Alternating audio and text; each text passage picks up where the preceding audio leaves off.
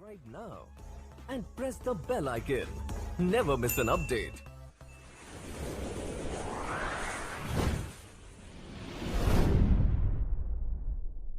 Video में हम class 12th का हिस्ट्री का चैप्टर 2 का पार्ट 2 देखेंगे। पार्ट 1 में 46 तक कंप्लीट कर चुके थे, 47 से स्टार्ट करेंगे लॉन्ग क्वेश्चन। तो 47 क्वेश्चन है, सिकंदर भारत पर क्यों आक्रमण करना चाहता था। तो सिकंदर यूनान के मैसेडोनिया का रहने वाला था। वह राजा फिलिप का बेटा था। वह एक महान विजेता था। सिकंदर भारत के बारे में बहुत कुछ सुना था। इसे सुनने के बाद उसे अपने ऊपर विश्वास नहीं हुआ और वह अपना मन आक्रमण करने को बना लिया था, जिसके निम्नलिखित कारण थे। उसका एक ही मात्र कारण था, क्योंकि भारत की विशाल सभ्यता एवं संस्कृति थी, जिसके विनाश करने से उसका नाम ऊपर हो जाता। इसीलिए वह अपना मन आक्रमण करने का बना लिया। पहला है नामों में 4 चांद लगाना। सिकंदर भारत की विशाल सभ्यता एवं संस्कृति का विनाश करके अपना नाम में 4 चांद लगाना चाहता था। दूसरा पॉइंट है सोने की चिड़िया। प्राचीन काल से भारत को सोने की चिड़िया कहा जाता, इसलिए वह भारत पर आक्रमण करना चाहता था। तीसरा विशाल सभ्यता एवं संस्कृति। भारत की सभ्यता एवं संस्कृति बहुत बड़ी थी, इसलिए वह भारत पर आक्रमण करना चाहता था। अगला क्वेश्चन है महाजन पद का अर्थ बताएं तथा 16 महाजन पद का उल्लेख करें। तो उत्तर है महाजनपद जनपद के उस राज्य को कहते हैं जहां पर किसी समुदाय तथा कबीले का अर्थ होता है झुंड, मतलब समुदाय मतलब समूह में होना के लोग अपने भूभाग पर पहला कदम रखते हैं तथा वह उस भूभाग का मालिक होते हैं। ईसा पूर्व 6वीं शताब्दी में भारत में कुल 16 राज्य थे, जिन्हें 16 महाजनपद कहा गया। 16 राज्य होते थे जिस पर सभी का अपना अपना अधिकार होता था, उसे महाजनपद कहते थे। तो मैप के लिए क्वेश्चन आ जाता है, पॉइंटिंग करने के लिए या चिन्हित करने के लिए 16 महाजनपद में से कोई 5 दे देगा, बोलेगा इन्हें चिन्हित करने। तो काशी यह उत्तर प्रदेश के पास है, मगध पटना तथा गया के पास है, चेदी उत्तर प्रदेश और मध्य प्रदेश के पास, पांचाल उत्तर प्रदेश में है, अस्मक महाराष्ट्र के पास है, कौशल उत्तर प्रदेश के पास है, वज्जी बिहार के पास है, मत्स्य जयपुर के पास है, अवंती मध्य प्रदेश के पास है, अंग बिहार के पास है, मल्ल उत्तर प्रदेश के पास है, कुरु दिल्ली तथा मेरठ के पास है, सुरसेन उत्तर प्रदेश के पास है, गांधार कश्मीर के पास है, कंबोज कश्मीर के पास है, बंस उत्तर प्रदेश के पास है। इन सभी 16 महाजन पदों में अधिकतर उत्तर प्रदेश में पाए गए। यदि एग्जाम में कभी भूल जाते हैं तो उसे उत्तर प्रदेश में लगाया जा सकता है।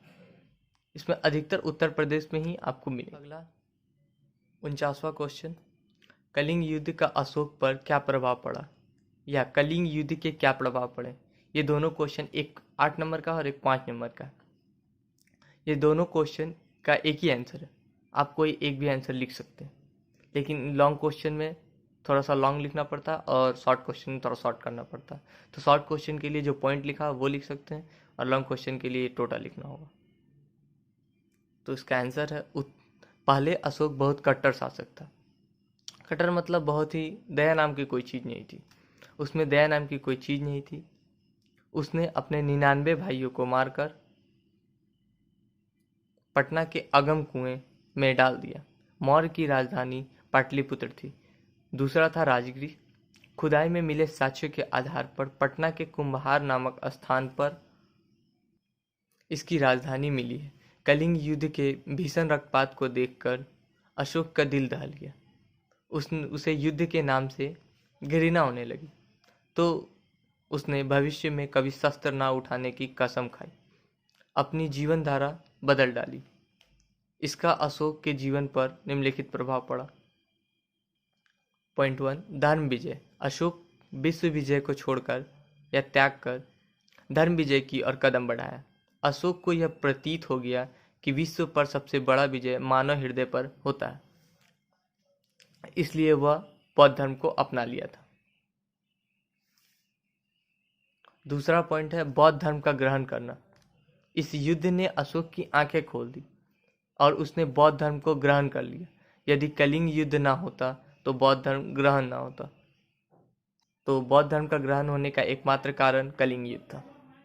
तीसरा पॉइंट है जीवन शैली में परिवर्तन।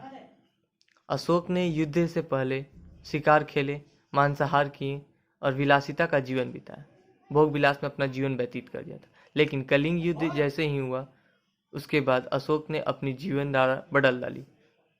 वह दिन दुनिया का रक्षक तथा अहिंसा का पुजारी बन गया। अगला चौथा पॉइंट है दुर्बल सैनिक संगठन। अशोक के युद्ध नीति त्याग करने के बाद, युद्ध को छोड़ देने के बाद, बौद्ध धर्म ग्रहण कर लेने के बाद सेना का मनोबल टूट गया। जब उसे सहायता देने के लिए या उसके आगे चलने वाला कोई है ही नहीं, तो वो मनोबल से गिर गया, उसका मनोबल टूट गया और मौर्य साम्राज्य पतन की ओर अग्रसर। अगला नेक्स्ट क्वेश्चन है मौर्य के राजनीतिक इतिहास के मुख्य स्रोत क्या क्या है। मतलब मौर्य साम्राज्य के बारे में जानने के क्या क्या स्रोत है। तो निम्नलिखित स्रोत है। पहला है मेगास्थनीज की इंडिका। मेगास्थनीज ने इंडिका नामक ग्रंथ लिखे थे। ये ऑब्जेक्टिव क्वेश्चन आता है। तो मैं इंडिका नामक पुस्तक किसने लिखी, तो मेगास्थनीज ने। इससे मौर्य काल के राजनीतिक, सामाजिक और आर्थिक अवस्था का पता चलता है या वर्णन है। दूसरा पॉइंट है कौटिल्य का अर्थशास्त्र। इससे भारत के विभिन्न पहलुओं के बारे में तथा मौर्य वंश के बारे में पता चलता है कि मौर्य वंश किस तरह से स्थापित किया गया, किस तरह से एक एक शासक आए और उसका पतन हुआ। यह सभी जानकारी उसमें वर्णन किया गया है। तीसरा पॉइंट है विशाखा दत्त का मुद्रा राक्षस। इससे चंद्रगुप्त मौर्य ने नंद वंश का विनाश किया, किस तरह से किया था उसका वर्णन है कि धनानंद मौर्य नंद वंश के अंतिम शासक जो थे धनानंद, उसके चंद्रगुप्त मौर्य ने किस तरह से उसका अंत कर दिया, ये चीज उसके बारे में वहां वर्णन किया गया है। अगला पॉइंट है जैन और बौद्ध धर्म साहित्य। इससे दोनों धर्मों की सामाजिक तथा समाज राजनीतिक स्थिति के बारे में पता चलता है। जो जैन और बौद्ध धर्म है, दोनों के सामाजिक में क्या अंतर था, क्या अंतर नहीं था, दोनों एक दूसरे से कैसे भिन्न थे, ये सभी वर्णन किया गया वहां पे। अगला पांचवा पॉइंट है अशोक के अभिलेख। जिस जिस स्थान पर अशोक के अभिलेख लगे थे उसमें मौर्य प्रशासन, धर्म, समाज व्यवस्था आदि तथा प्रशासन का वर्णन किया गया कि प्रशासन किस प्रकार चलता था, ये सभी वर्णन किया गया। अगला 51वां क्वेश्चन अशोक के धम्म के विषय में आप क्या जानते हैं या धम्म से आप क्या समझते हैं। तो धम्म से आप क्या समझते हैं, ये शॉर्ट क्वेश्चन है, 5 नंबर में आता है। और अशोक के धम्म के विषय में आप क्या जानते हैं, यह है 8 नंबर का क्वेश्चन।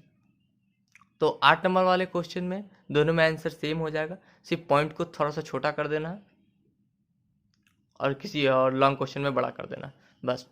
तो धम्म उस सामाजिक व्यवस्था के नियम को कहते हैं जो नैतिकता पर आधारित हो, जिसके निम्नलिखित सिद्धांत है। जो नैतिकता पर आधारित होते हैं उसे धम्म कहते हैं।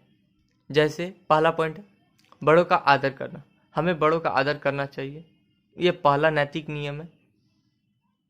दूसरा छोटे के प्रति, इसके प्रति उचित व्यवहार करना चाहिए, जो छोटे लोग होते हैं उसके प्रति उचित व्यवहार करना चाहिए। तीसरा सत्य वचन, मनुष्य को हमेशा सत्य वचन बोलना चाहिए। अगला चौथा पॉइंट है दुख, मनुष्य को मन, क्रमण, वचन से कभी किसी को दुख नहीं देना चाहिए। 5वां पॉइंट है कर्म, मनुष्य को हमेशा अच्छे कर्म करना चाहिए क्योंकि अच्छे कर्म का अच्छा फल तथा बुरे कर्म का बुरा फल मिलता है। अगला पॉइंट है धर्म पालन, मनुष्य को अपने धर्म का पालन करना चाहिए तथा दूसरे के धर्मों की निंदा नहीं करनी चाहिए, यह एक नैतिक नियम है। अगला 52 क्वेश्चन है मगध साम्राज्य के शक्तिशाली होने के क्या कारण थे। जो मगध एक 16 महाजनपद में से एक था, वो शक्तिशाली होने का उसका क्या कारण था, तो इसके बारे में हम लोग आंसर्स का देखेंगे। तो 6ठी शताब्दी ईस्वी पूर्व में भारत में 16 राज्य थे जिसे 16 महाजनपद कहा गया। इन 16 महाजनपद में मगध जो था वो बहुत शक्तिशाली शासक था। इसका क्षेत्र पटना, गया, नवादा, शाहाबाद इत्यादि क्षेत्रों में फैला था। इसके शक्तिशाली होने के निम्नलिखित कारण थे। पहला जो था वो महत्वाकांक्षी शासक था। मगध के राजाओं ने अपने अपने उद्देश्य को पूरा करने के लिए या महत्वाकांक्षी को पूरा करने के लिए विभिन्न प्रयास किए। तो इसमें क ख करके लिखना है। तो क में आएगा बिम्बिसार। बिम्बिसार जो पहला था मगध का संस्थापक जो था या हिड़ियक वंश का संस्थापक जो था, इसने अपने पड़ोसी देशों के साथ व्यवहारिक संबंध बनाकर अपने सीमाओं की सुरक्षा कर ली, जिससे मगध शक्तिशाली हो गया। दूसरा पॉइंट है अजातशत्रु। इसने अपने शक्ति के बल पर वैशाली तथा कौशल को हथिया लिया। ये इसका एक ही मात्र उद्देश्य रहता था कि फूट डालकर विजय करना। किसी में जाकर फूट डाल दिया और उससे वो राज्य हड़प लिया। इसका इस राजा का एकमात्र उद्देश्य होता था। अगला पॉइंट है महापद्म नंद। इसने वैशाली और कौशल को और कलिंग को हड़प लिया था। इसने साम दाम दंड भेद सभी नीतियों का उपयोग करके मगध का उत्थान किया। जो मगध का सबसे ज्यादा उत्थान किया था वो महापद्म नंद थे। अगला दूसरा पॉइंट है प्राकृतिक संपदा। मगध में प्राकृतिक संसाधन बहुत अधिक था। वहां लोहे की खान होने के कारण हथियार, उद्योग धंधे, कृषि संबंधी औजार आसानी से उपलब्ध होता था। प्राकृतिक संपदा से इसका विकास कर पाना अधिक आसान हो गया था, क्योंकि वहां पे सैनिकों के लिए औजार बनाए जाते थे और वे लोग एक से एक हथियार का उपयोग करके शत्रुओं पर विजय प्राप्त करते थे। अगला शक्तिशाली होने का पॉइंट है अनुकूल स्थान पर राजधानी। मगध के दो राजधानी थे, पहला पाटलिपुत्र और दूसरा राजगिरी। पाटलिपुत्र गंगा, सोन और पुनपुन तीनों और नदी से घिरा था और राजगिरी पहाड़ियों से घिरा था।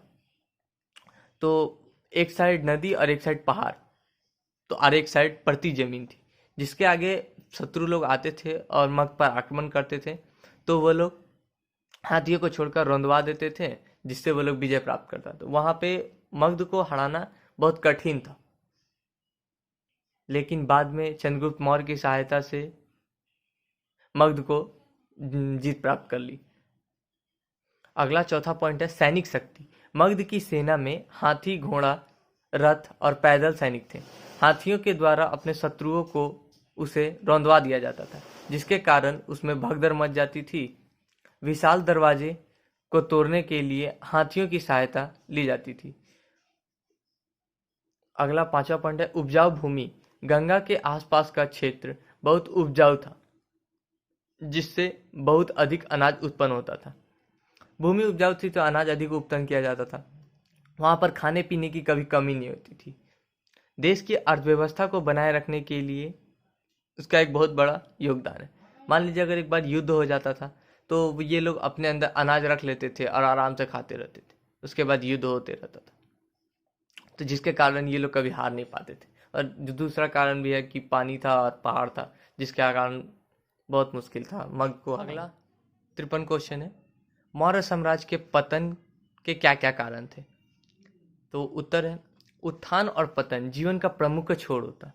यदि कोई व्यक्ति उत्थान करता है यानी अत्याचार करता है तो उसका पतन होना, एक दिन पतन होना आवश्यक होता।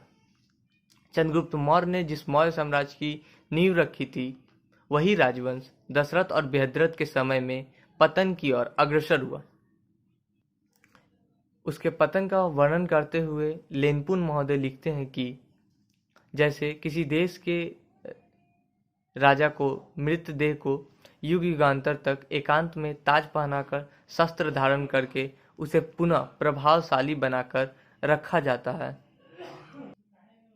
किंतु प्रकृति के तनिक से श्वास लेने के कारण वह धूल में मिल जाती। मृतदेह अगर श्वास लेगा तो वो एक बात है कि वह धूल में मिल जाएगा।